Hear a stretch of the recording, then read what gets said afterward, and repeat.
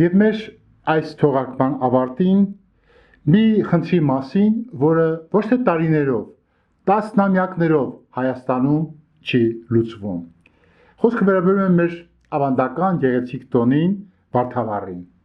Այո, Վարդավառը հրաշք չէ։ Դարեր շարունակ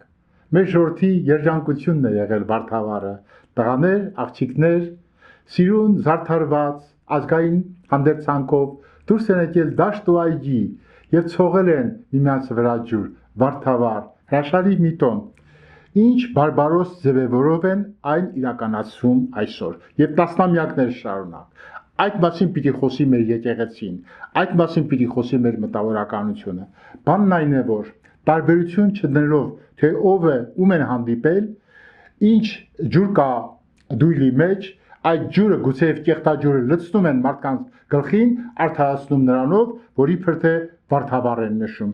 Այդպես չի, սիրելի բարեկամներ, այդպես չեն նշել Վարդավառը եւ հետաքրքրում պիտի ասեմ, որ ավանդաբար այդ տոնը նշել են գյուղերով, ընկերներով եւ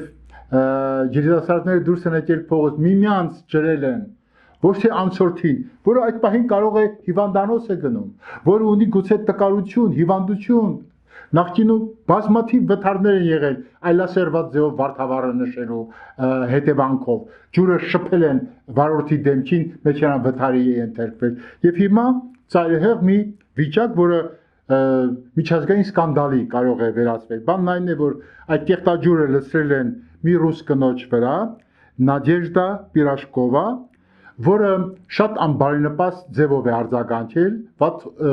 արտահայտություններով, բնական է, վիրավորված կին է, որին թրջել են, գուցե նա շատ կարևոր հանդիպման էր գնում, ով է ձեզ իրավունք տվել այդ ալասերված արարքը գործել, եւ հիմա էլ Նադեժդայի դեմ մեր քաղաքական, քրեական մարմինները քրեական վարույթ են սկսել։ Այ քեզ բան, եւ այս բոլորը հետևանք է մի անգիտության։ Մեր հանրությունը չգիտի ինչպես տոնի Վարդավառը։ Բարեկամներ, վերադառնանք մեր ակունքներին, սովորենք մեր ազգային ծեսերը կատարել ճիշտ։ Այսօր այսքանը, ստեսություն։